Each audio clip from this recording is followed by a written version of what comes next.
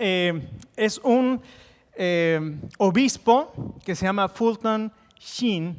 Y él estaba perdido porque iba a dar unas conferencias en el edificio de gobierno del lugar donde estaba. Lo habían invitado a dar unas conferencias ahí. Entonces fue en camino, iba en su carro, ¿verdad? Y por ahí en el camino se tuvo que parar. Y entonces le preguntó a un muchacho que estaba por ahí, le dijo, oiga, ¿sabe dónde está el edificio de gobierno de aquí, de este lugar? Y dice, sí, ¿para qué? Y dice, bueno, es que me invitaron a dar unas conferencias de cómo llegar al cielo, entonces voy a ir allá, ¿te gustaría venir? Y le dijo, pues no sabe ni llegar al edificio del ayuntamiento.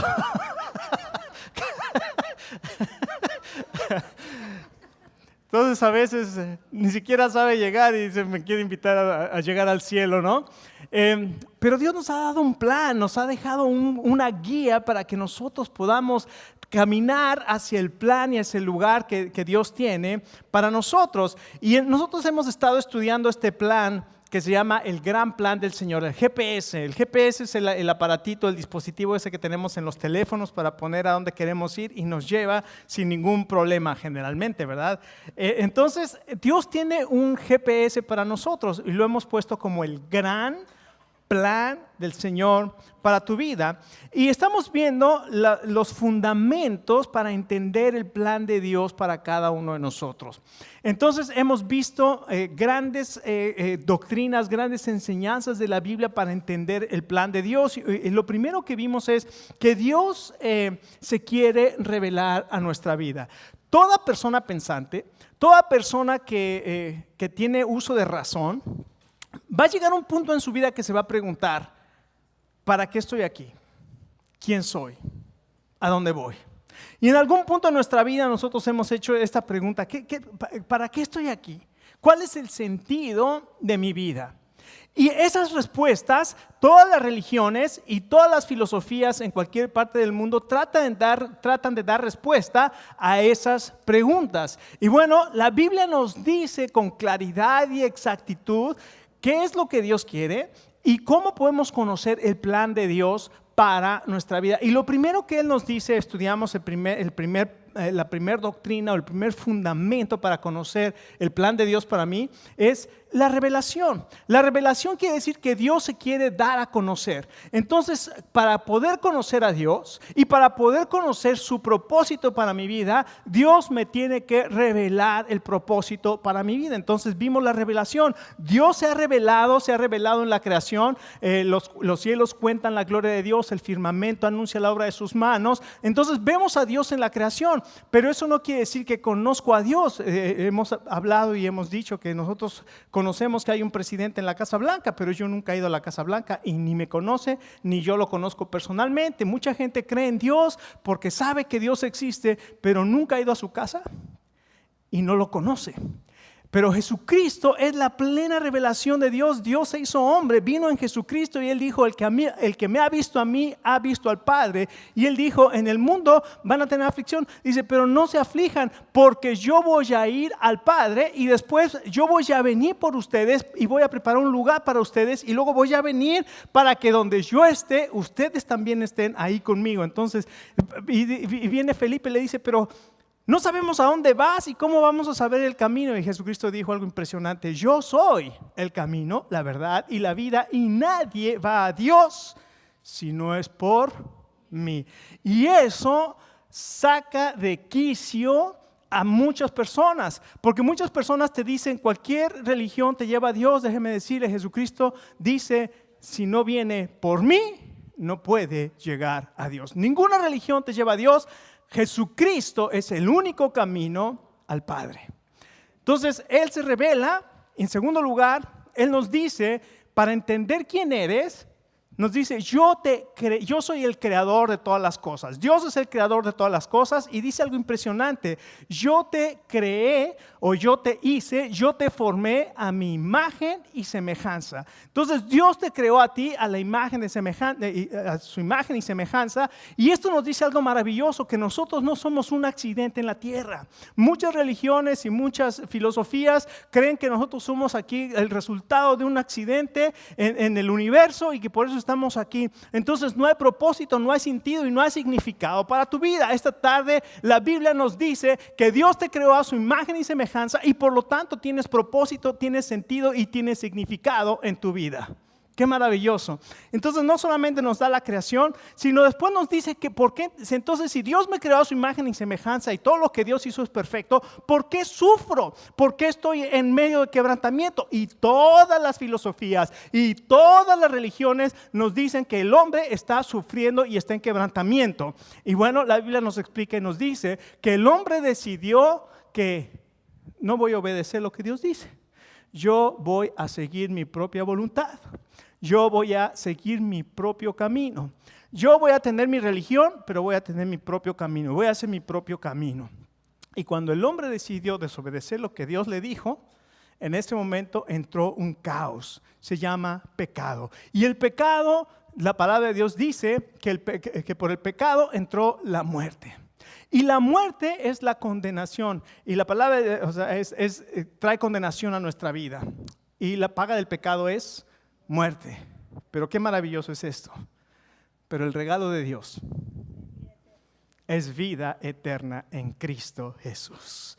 Jesucristo es el regalo de Dios para perdón de nuestros pecados y para tener vida eterna. Entonces Dios ahora nos crea, después vemos que hubo un cataclismo, Dios quiso hacer un nuevo comienzo, mandó el diluvio porque la maldad del hombre era muchísima, entonces dijo voy a hacer un nuevo comienzo, voy a borrar todo el entorno y voy a crear una nueva humanidad. Sin embargo, esa nueva humanidad, aunque limpió todo el entorno, esa nueva humanidad volvió a fallar porque el problema no es el entorno, el problema es el corazón de la persona. Y después de que vimos el caos, el cataclismo, vemos la confusión. Quisieron llegar al cielo y quisieron ellos solos un nombre para ellos mismos, y después nos encontramos que todas esas cosas que ellos querían y por las que se apartaron de Dios, Dios las tenía preparados para ellos. Y vemos en Abraham que le dice, pero Dios había dicho a Abraham, sal de tu tierra, de tu parentela, a la tierra, un lugar de pertenencia que te mostraré, haré de ti una gran nación y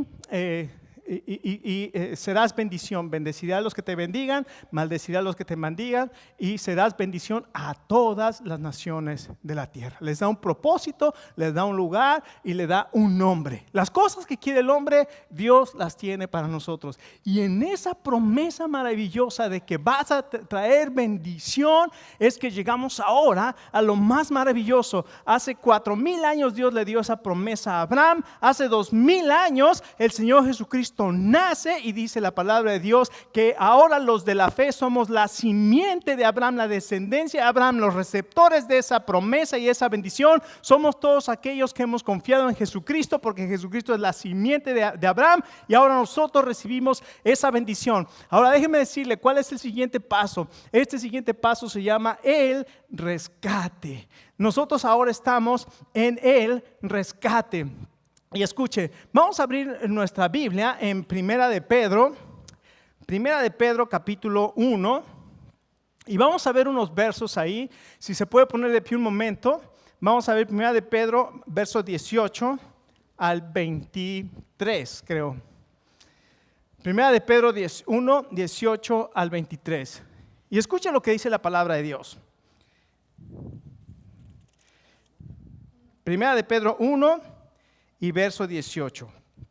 Dice, sabiendo que fuisteis rescatados de vuestra vana manera de vivir, la cual recibieron de sus padres, no con cosas corruptibles como oro o plata, sino con la sangre preciosa de Cristo, como de un cordero sin mancha y sin contaminación, ya destinado desde antes de la fundación del mundo, pero manifestado en los postreros tiempos por amor de ustedes, y mediante el cual creen en Dios, quien les resucitó de los muertos y le ha dado gloria, para que vuestra fe y esperanza sean en Dios, habiendo purificado vuestras almas por la obediencia a la verdad mediante el Espíritu, para el amor fraternal no fingido. Amaos unos a otros entrañablemente de corazón puro, siendo, escuche, renacidos no de simiente corruptible, sino de incorruptible, por la palabra de Dios, que vive y permanece para siempre. Vamos a orar.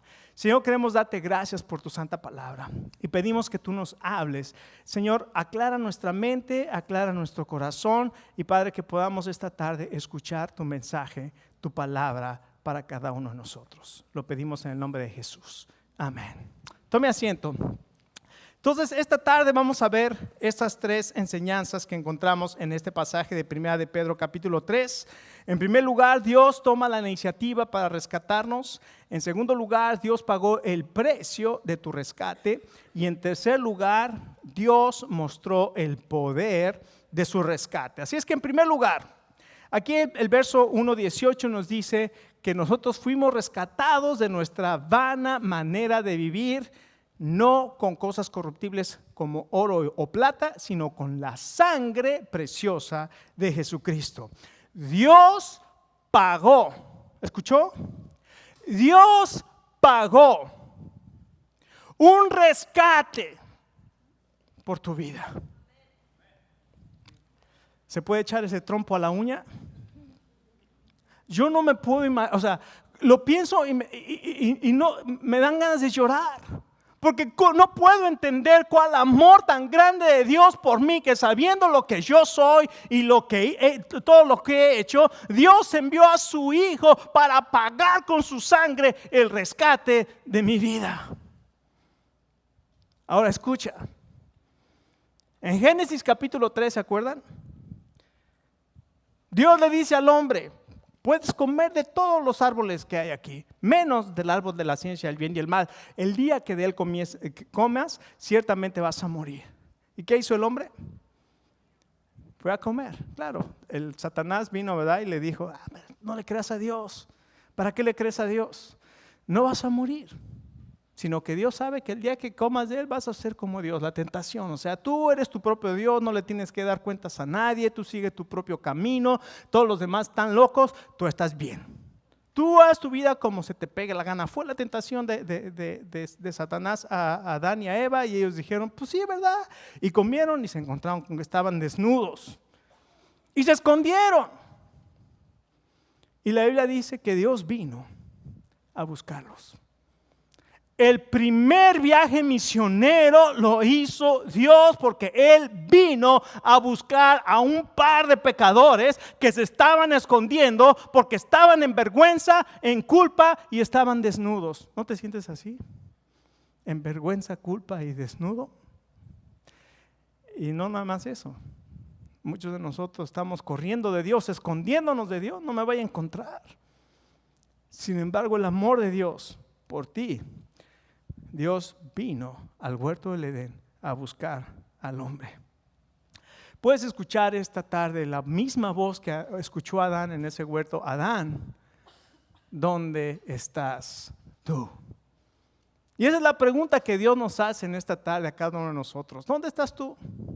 ¿Estás cada día más cerca de Dios o cada día más lejos de Dios? ¿Estás en vergüenza o estás cubierto con la sangre del Señor Jesucristo? ¿Qué es lo que está pasando en tu vida? ¿Dónde estás en relación a Dios? Que esta tarde podamos escuchar la voz maravillosa del Espíritu Santo hablando en nuestro corazón, que entendamos el amor profundo de Dios, el celo de Dios por nosotros para acercarnos a Él. Entonces, no solamente vemos en primer lugar que Dios toma la iniciativa para rescatarnos, sino que aquí dice 1 de Pedro 1:18, que Dios pagó el precio por nuestro rescate. Tu rescate y mi rescate tuvo un precio. Dios pagó el rescate para salvarnos. Ahora, para entender esto, el rescate, si nosotros viviéramos en el tiempo en que escribió el apóstol Pedro, entenderíamos mucho más profundamente lo que esto significa, porque más de la mitad de los habitantes de Roma, del Imperio Romano, eran esclavos. Y para ser liberados, la única manera que un esclavo podía ser liberado es que se pagara un precio y entonces poder ser liberados. Cuando Pedro dice, Jesucristo pagó, Dios pagó el precio del rescate por ustedes, ellos sabían perfectamente que se tenía que hacer una transacción para que ellos pudieran ser libres. En este caso, usted y yo estamos esclavizados al pecado y no somos libres, y además estamos condenados a la muerte y al infierno. Y la palabra de Dios dice que Dios, pagó el precio de nuestro rescate. ¿De qué nos rescató Dios? ¿De qué me rescató Dios? ¿Ya se dio cuenta que dice 1 de Pedro 1:18? A ver, léale y dígame, ¿de qué lo rescató Dios? ¿De qué? De una vida, la vana manera de vivir que habla de una vida vacía. De una vida vacía. Una vida sin propósito, una vida sin sentido, una vida sin Dios, una vida en pecado sin entender por qué vives en pecado cuando muchas cosas que haces te hacen sentir mal, pero sin embargo las sigues haciendo. ¿Cómo es posible que aunque nosotros sepamos que eso está mal, lo sigamos haciendo? ¿Y cómo es posible que no sintamos satisfacción aun cuando estamos haciendo esas cosas y despertemos y después de la borrachera y digamos, ¿qué fue lo que pasó? No importa, pero saludo otra vez, compadre, vente, vamos a seguir chupando, y nos la pasamos así toda la vida y nunca estamos satisfechos porque nuestra vida está vacía. Y la palabra de Dios dice que Jesucristo vino a pagar el precio para rescatarnos de una vida sin sentido y vacía. Ahora escuche, me dije, a ver, voy a hacer una de las listas que aparece ahí en la Biblia acerca de lo que es la vida vacía o la vida en la carne. Escucha lo que dice Gálatas 5. Si usted quiere saber cuál es esa vida vacía, Gálatas 5, 19 al 21 dice: inmoralidad sexual, impureza, pasiones sensuales, idolatría, hechicería, hostilidad, peleas, celos, arrebatos de furia, ambición egoísta, discordias, divisiones, envidia, borracheras, fiestas desenfrenadas y otros pecados parecidos. ¿Le suena? Luego dije, a ver, vamos a ver otra listita de esas. Segunda de Corintios 6, del 9 al 10. Los que se entregan al pecado sexual o rinden culto a los ídolos o cometen adulterio o son prostitutos o practican la homosexualidad o son ladrones o avaros o borrachos o insultan, estafan a la gente, ninguno de esos heredarán el reino de Dios. Y dije, wow. Y luego dije, a ver, otra listita. Entonces me fui a 2 Timoteo 4. 2 Timoteo 4 dice esto, del 1 al 5. En los últimos tiempos, en los últimos días habrá tiempos muy difíciles, pues la gente solo tendrá amor por sí misma y por su dinero. Serán fanfarrones y orgullosos, se burlarán de Dios, serán desobedientes a sus padres y malagradecidos, no considerarán nada sagrado, no amarán ni perdonarán, calumniarán a otros y no tendrán control propio, serán crueles y odiarán y amarán el placer en lugar de amar a Dios. Actuarán como religiosos, pero rechazarán el único poder capaz de hacerlos obedientes a Dios. Aléjate de esa clase de individuos. ¡Wow! Y podemos seguir con listas y listas en el libro de Apocalipsis, podemos seguir con listas y listas, pero lo importante aquí es que la palabra de Dios nos dice que Jesucristo vino a pagar un rescate para que no sigamos viviendo de esta manera. Qué maravilloso es que Dios te creó a su imagen y semejanza. Tienes propósito y Dios pagó el precio de tu rescate de esta vida. ¿Y cuál fue el precio? ¿Cuál fue el precio? ¿Ya vio ahí en el verso 18 cuál fue el precio que pagó? En el verso 19, perdón. ¿Qué dice? Fue la sangre de Jesucristo. El precio que Dios pagó por tu rescate y mi rescate para sacarnos de esa vida fue la sangre preciosa de Jesucristo, como de un cordero sin mancha y sin contaminación. Recuerde, a través de toda la Biblia podemos ver esa línea de sangre, el inocente muriendo por el culpable. A través de toda la historia podemos ver que Dios estableció que para perdonar la culpa de un pecador, tenía que morir un animal inocente. Adán y Eva pecaron y dijeron, ay, estamos desnudos, qué vergüenza. ¿Y qué hicieron? Se tejieron hojas de higuera. Eso se llama religión. Tratar de salvar y de tapar tu vergüenza y tu culpa con algo. Sin embargo, eso no tapó su vergüenza ni su desnudez. Los hizo más miserables. Y Dios viene y los viste ¿con qué? Con pieles de animales. Muere un inocente para tapar la vergüenza y la culpa del que pecó. Y después, a través de toda la historia, vemos que Dios establece que sin derramamiento de sangre no hay perdón de pecados, y establece la ley de los sacrificios. Cada que una persona tenía que sacrificar por sus pecados, tenía que traer un cordero sin mancha de 1 año y tenía que poner su mano sobre él, y luego venía el sacerdote y lo degollaba y salía la sangre, y esa sangre la llevaba delante del altar, y ahí ungía los cuernos del altar. Después ponía ese animal, se quemaba en el altar de la ofrenda, y después aquel entraba con la sangre hasta donde estaba lo que se llamaba el propiciatorio, que es donde estaba el arca de la ley, el arca del pacto. Adentro del arca del pacto estaban las 2 tablas de la ley con los 10 mandamientos que acusaban al pueblo de no haber cumplido con los 10 mandamientos, y entonces sobre esa cubierta de oro que tapaba donde estaban las tablas de la ley, ponía la sangre, y esa sangre cubría el pecado temporalmente. Y cada año tenía que hacer lo mismo el sacerdote, el día del perdón. Pero todos los días, temprano, en la mañana y en la tarde, tenía que haber un sacrificio que tenían que traer. Constantemente se hacía ese sacrificio para cubrir el pecado. Pero cuando llega el Señor Jesucristo, Juan el Bautista está bautizando, y de pronto ve una figura que va descendiendo y apunta y le dice a todos: he aquí el Cordero de Dios que quita el pecado del mundo. Jesucristo no solamente iba a cubrir el pecado, la sangre de Jesucristo nos limpia de todo pecado. Jesucristo con su sangre perdonaría una vez y para siempre nuestro pecado. Y con la sangre de Jesucristo nos limpió. Tuvo que morir un inocente para cubrir el pecado. Y ahí el Señor mostró su amor por cada uno de nosotros. Y en tercer lugar, Dios mostró el poder de su rescate. En el verso 22 de Primera de Pedro, encontramos el poder del rescate del Señor.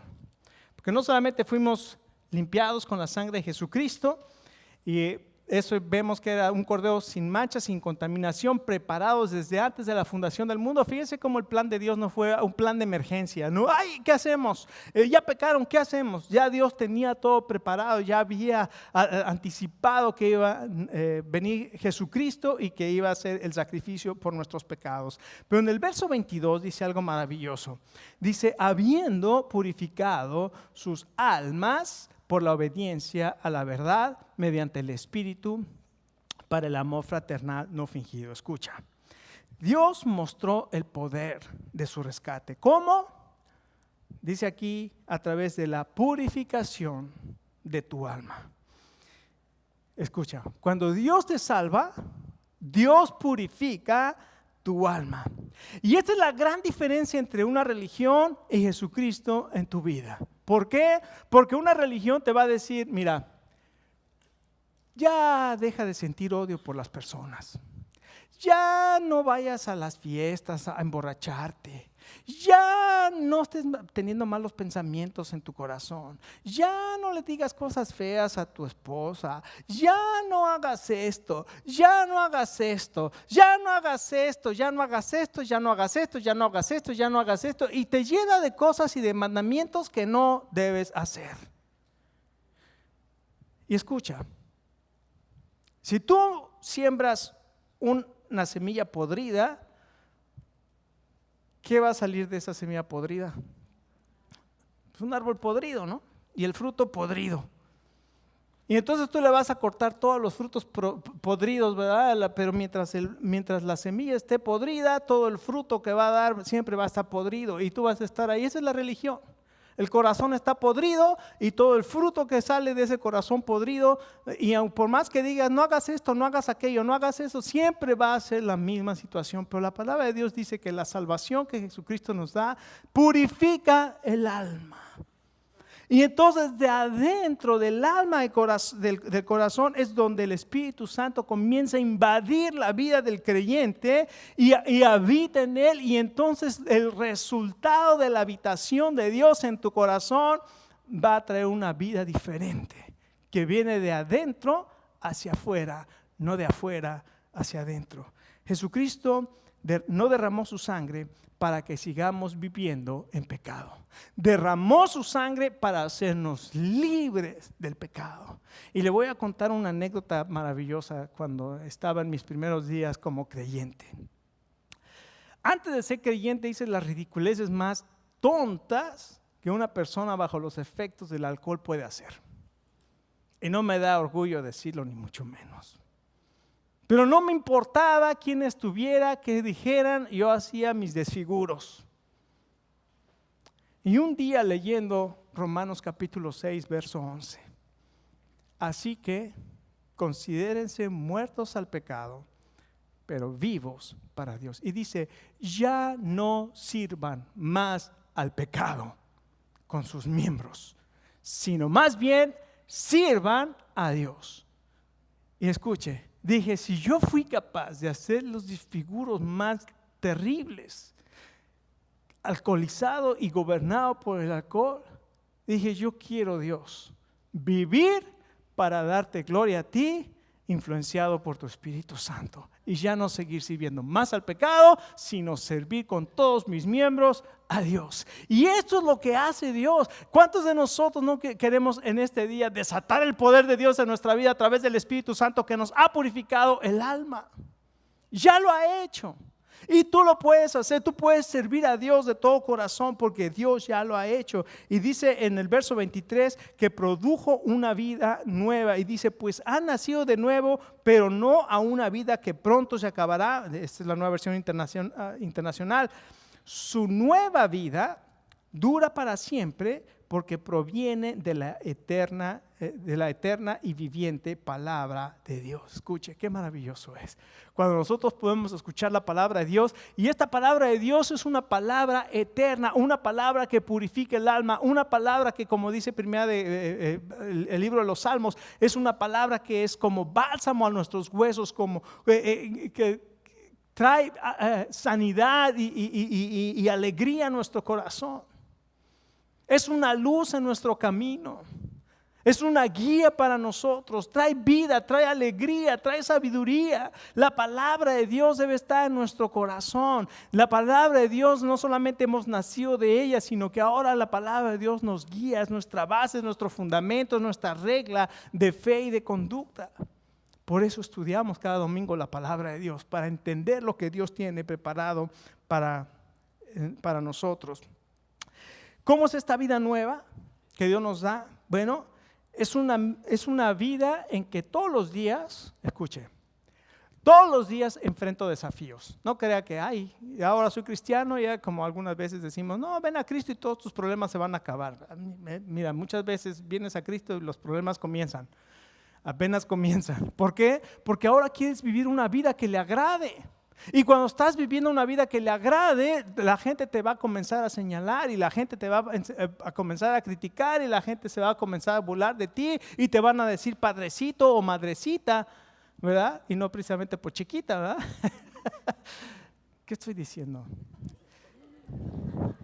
Vamos de regreso. Olvídate de que dije eso.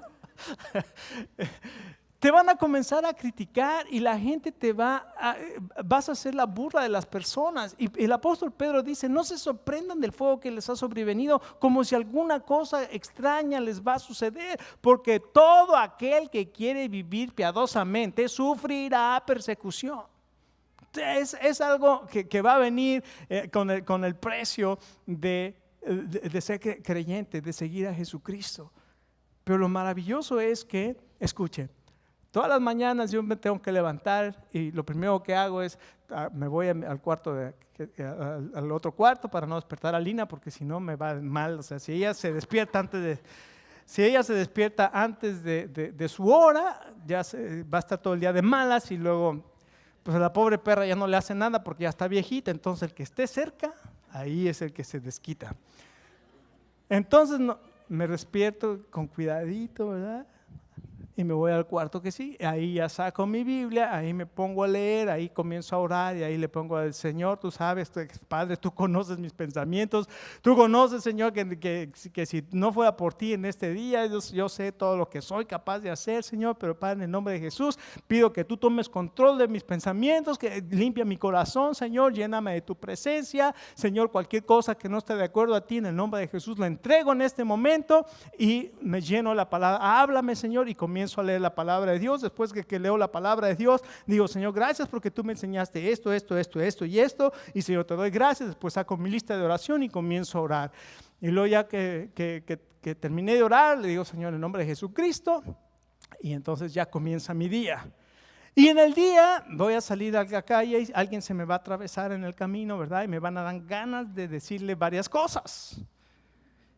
Pero como el Espíritu Santo y la presencia del Señor me ha llenado, me quedo calladito, ¿verdad?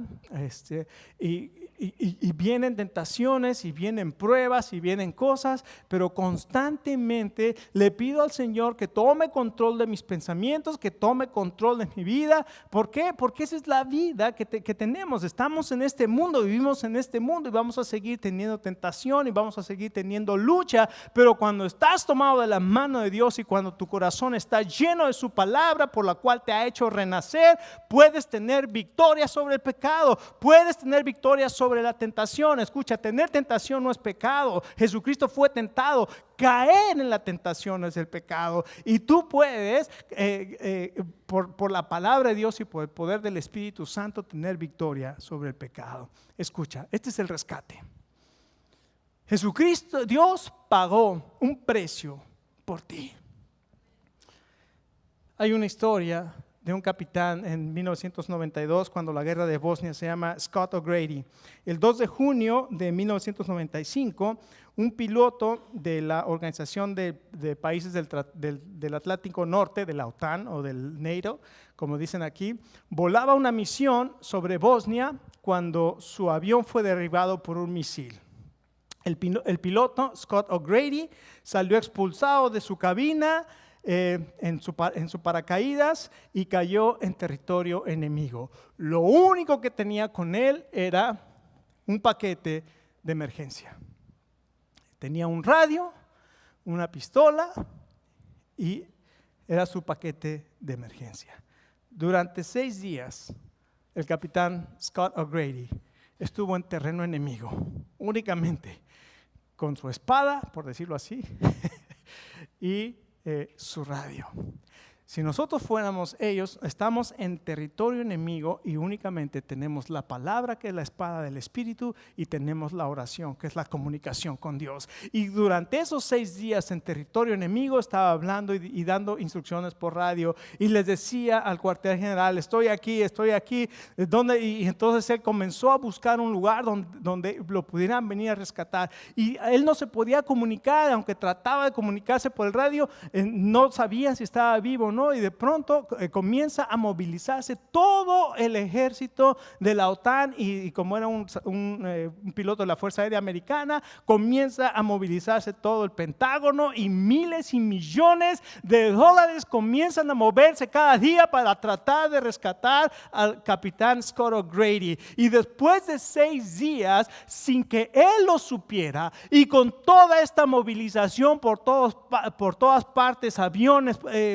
¿cómo se llaman? Los portaaviones, y todo un ejército, todo un mover militar. Finalmente un día escucha los aviones pasando, y entonces establece comunicación y le dice, váyanse a la parte más alta de la colina. Y entonces él ya viene el enemigo atrás de él, y llega a la parte más alta. Cuando llegan los helicópteros, se bajan los Marines y aseguran la zona, y entonces le dicen, sal, y comienza a correr. correr y a correr y a correr, y se sube al helicóptero y le dice, y lo único que puede decir es gracias, gracias, gracias. Déjeme decirle, en el cielo Dios le dijo a su hijo, ve y rescata a mis hijos. Y Jesucristo vino, dejó el cielo y fue a una cruz a dar su vida para rescatarte a ti y a mí. Pagó con su sangre el precio de nuestro rescate. Y escúchame, aquí no termina la historia, porque la Biblia dice que Él va a restaurar las cosas, y el Señor Jesucristo dijo que un día va a volver.